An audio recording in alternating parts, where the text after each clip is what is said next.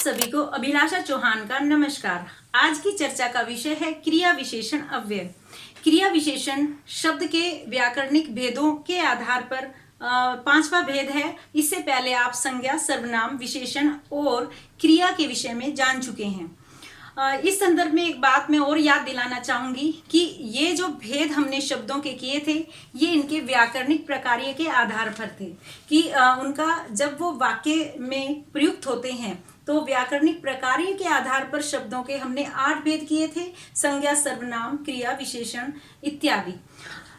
इसी संदर्भ में एक बात और मैं आपको बताना चाहूंगी कि विकार के आधार पर भी शब्दों के 2 भेद किए जाते हैं। इन्हीं 8 भेदों को जब हम रखते हैं संज्ञा, सर्वनाम, क्रिया और विशेषण, ये 4 विकारी शब्दों की श्रेणी में आते हैं। और क्रिया विशेषण संबंध बोधक, समुच्चय बोधक और विस्मयादि बोधक, और इसके साथ ही आगे चलकर हम निपात पढ़ते हैं, वे भी ये 5 अविकारी शब्दों की श्रेणी में आते हैं। अविकारी शब्दों से संबंधित वीडियो आपने देखा होगा, फिर भी मैं संकेत के लिए यहाँ पर चर्चा कर देना जरूरी समझती हूँ कि अविकारी शब्द वे शब्द होते हैं जिन पर किसी प्रकार के वचन, लिंग, काल अथवा कारक के प्रभाव से कोई विकार उत्पन्न नहीं होता।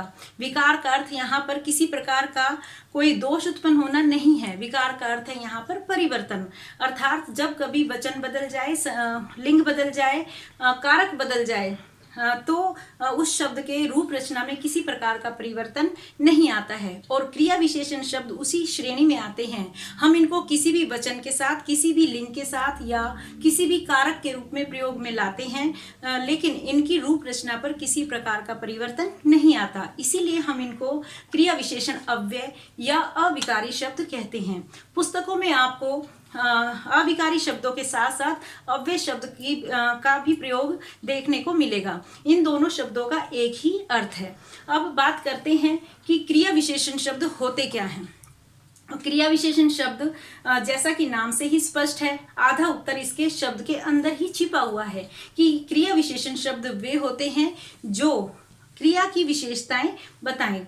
और हिंदी क्रिया विशेषणों का वर्गीकरण भी आगे चलकर 2 आधारों पर किया जाता है, जिसमें से रूप और रचना के आधार पर पहला और दूसरा अर्थ के आधार पर हम इसके भेद करते हैं।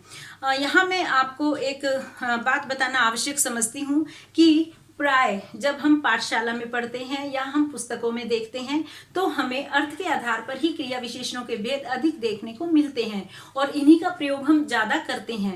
रूप और रचना के आधार पर क्रिया विशेषण अव्ययों का प्रयोग या वर्गीकरण हमें प्राय कम ही देखने को मिलता है या इनकी चर्चा कम की जाती है। इसलिए हम भी इस पर थोड़ा सा संक्षेप में प्रकाश जरूर डालेंगे ताकि किसी प्रकार की दुविधा हमारे मन में ना रहे। तो आगे चलने से पहले एक बार हम क्रिया विशेषण अव्यय की परिभाषा पर जरूर प्रकाश डाल लेते हैं कि जो अविकारी शब्द क्रिया की विशेषताएं बताएं उन्हें क्रिया विशेषण अव्यय कहते हैं। और हिंदी के जो क्रिया विशेषण हैं, इनका जो पहला आधार है रूप और रचना के आधार पर हम इसके भेद करते हैं और ये 3 भेद होते हैं। आप देख पा रहे होंगे, पहला भेद है मूल, दूसरा है यौगिक और तीसरा है संयुक्त। मूल में हम अक्सर जिस तरह के शब्दों का इस्तेमाल करते हैं, आप जब मैं चर्चा करूंगी तो आपको याद आने शुरू हो जाएंगे, जैसे कि आज, कल, अच्छा, बुरा, अचानक, दूर, ठीक इत्यादि। इस प्रकार के शब्दों का प्रयोग प्राय हमें देखने को मिलता है। जैसे आज हम पार्क गए, कल हमने समोसे खाए। समोसे कब खाए? कल खाए। अचानक से वो आ धमका। तो इस तरह के शब्दों का प्रयोग करते हैं और ये एक ही शब्द है और ये मूल शब्द है। दूसरा भेद है यौगिक, जहां 2 शब्दों को एक साथ ही प्रयोग में लाया जाता है। जैसे यहाँ तक, यहाँ तक, जैसे अब यहाँ तक आए हो तो घर के भीतर भी आ जाओ। इसी तरह से मन से, मैंने बहुत मन से पेंटिंग बनाई। तो इस तरह से जब 2 शब्दों का इस्तेमाल एक साथ होता है तो ये यौगिक शब्दों की श्रेणी में आता है। तीसरा भेद है संयुक्त। संयुक्त की श्रेणी में आप देख पा रहे होंगे कि कई बार संज्ञा की पुनरुक्ति की जाती है, अर्थात एक ही संज्ञा को, जैसे हाथों हाथ, कि राशन हाथों हाथ लुट गया, या मेरी पुस्तक हाथों हाथ बिक गई, या घर घर, घर घर खुले किवारे, घर घर में दीप जलाए गए। तो यहाँ इन शब्दों में आप समझ पा रहे होंगे कि क्रिया की विशेषता बताने के लिए संज्ञा की पुनरुक्ति की जा रही है। जैसे हाथों हाथ बिक गई, तो बिक गई क्रियापद है और इसकी विशेषता बताई हाथों हाथ, जिसका अर्थ है कि जैसे ही छपी वो तुरंत ही लोगों ने खरीद ली। इसी तरह से कभी कभी दो संज्ञाओं का मेल करके भी क्रिया विशेषण शब्द का प्रयोग किया जाता है। जैसे सांझ सवेरे, कि सांझ सवेरे भजन करो, दिन रात मेहनत करो।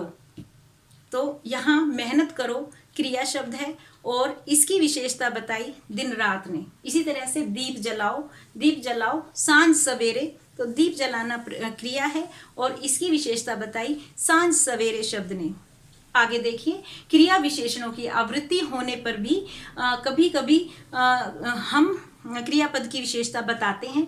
जैसे कि धीरे धीरे, यहाँ पर क्रिया विशेषण की केवल आवृत्ति की जा रही है, या तेज तेज, तो उसके प्रभाव को बढ़ाने के लिए, क्रिया के प्रभाव को बढ़ाने के लिए इन शब्दों की आवृत्ति करके भी क्रिया विशेषण का प्रयोग किया जाता है। जैसे धीरे धीरे चलो, तेज तेज, रोगी की सांसें तेज तेज चल रही थी। तो इससे एक प्रभाव उत्पन्न होता है और हमारे सामने लगभग एक दृश्य भी उत्पन्न होता है, तो उससे उसका प्रभाव बढ़ जाता है। तो इस तरह के ये तीन मूल शब्द, यौगिक शब्द और संयुक्त शब्द रूप रचना के आधार पर क्रिया विशेषण के तीन मुख्य भेद हैं। अर्थ के आधार पर क्रिया विशेषण के चार भेद किए जाते हैं: रीतिवाचक विशेषण, स्थानवाचक विशेषण, कालवाचक विशेषण और परिमाणवाचक विशेषण। जिसमें से पहला भेद है रीतिवाचक क्रिया विशेषण। आइए अब इसकी हम विस्तार से चर्चा करते हैं और उदाहरण के माध्यम से इसको समझते हैं। रीतिवाचक क्रिया विशेषण वे क्रिया विशेषण होते हैं जिनसे क्रिया के होने की रीति का, अर्थात क्रिया के होने की विधि का पता चलता है। जैसे कि मेरी बात ध्यानपूर्वक सुनो, सुनो क्रियापद है और ध्यानपूर्वक इस सुनने की विशेषता को बता रहा है। हमने शुरू में चर्चा की थी कि क्रिया विशेषण क्रिया की विशेषता बताते हैं, तो सुनने की विशेषता है ध्यानपूर्वक। अगले उदाहरण में देखिए, रमा धीरे धीरे खाती है, खाना क्रियापद है, खाती है और धीरे धीरे उसकी विशेषता बता रहा है। इसी तरह से अगला उदाहरण देखिए, संदीप झटपट आ गया क्रियापद है और झटपट उसकी विशेषता अर्थात उसके आने की रीति या उसके आने की विधि को बता रहा है। खुली सामान धड़ाधड़ ढो रहे थे, ढोना, ढो रहे थे क्रियापद है और उसकी किस तरह से ढो रहे थे, उसकी रीति कैसी है या उसकी विधि कैसी है, इस शब्द को बताया धड़ाधड़ शब्द ने। इसलिए यह रीतिवाचक क्रिया विशेषण है।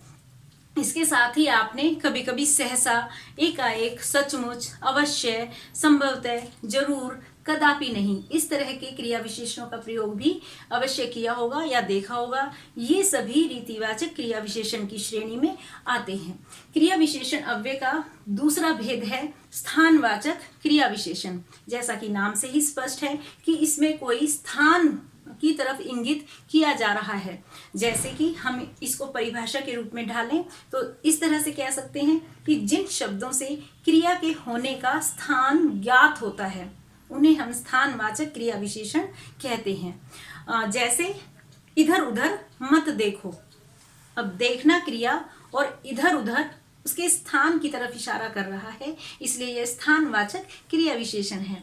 मेरा दोस्त वहां बैठा है, बैठा है क्रियापद है और वहां किसी स्थान की तरफ बताया गया है कि वहां बैठा है, इसलिए यह क्रिया विशेषण है। तुम किधर जा रहे हो, यह एक प्रश्न है लेकिन यह भी एक स्थान की तरफ इशारा कर रहा है। इसमें पूछा गया है कि जो भी जा रहा है वह कहाँ जा रहा है या किस दिशा में जा रहा है, तो इसलिए जाने की विशेषता, जाने की दिशा की विशेषता किधर शब्द के द्वारा बताई जा रही है, इसलिए यहाँ पर स्थानवाचक क्रिया विशेषण है। अब हम चलते हैं क्रिया विशेषण के तीसरे भेद की तरफ, जिसका नाम है कालवाचक क्रिया विशेषण।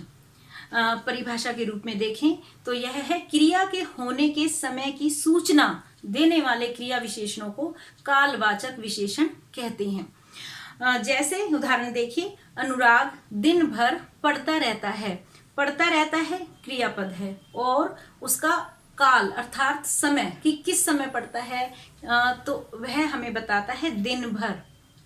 तो दिन भर कालवाचक क्रिया विशेषण है।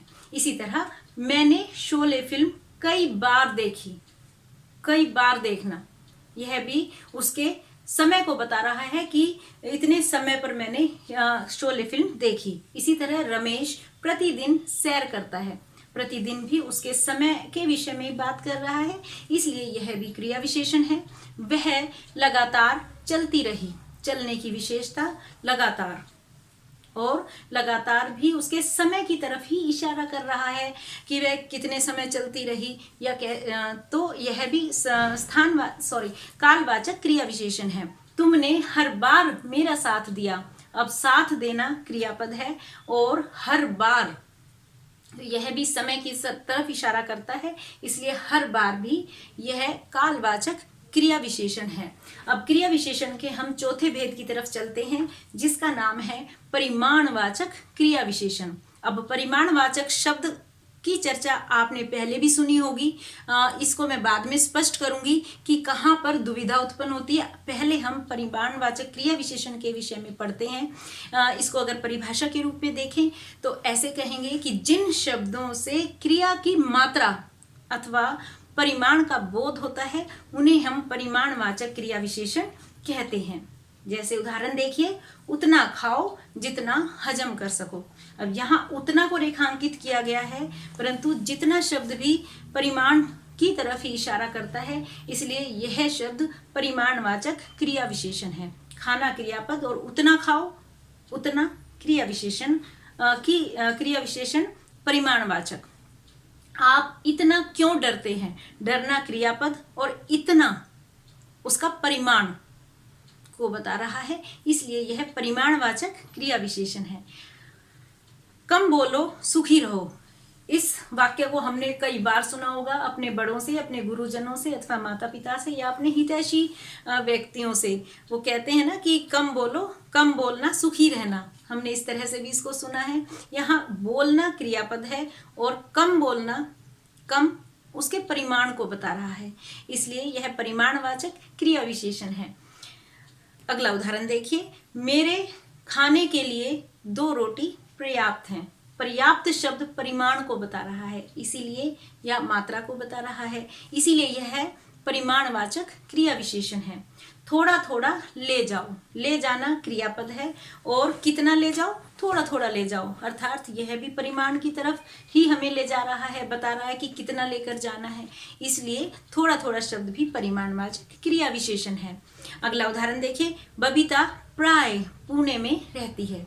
अब प्राय जिसे हम कहते हैं कि ज्यादातर, ज्यादा समय रहने का उसका समय की मात्रा को बताया गया है कि वह प्राय पुणे में रहती है। तो प्राय शब्द का प्रयोग जहाँ किया जाता है वह भी परिमाणवाचक क्रिया विशेषण का ही उदाहरण है।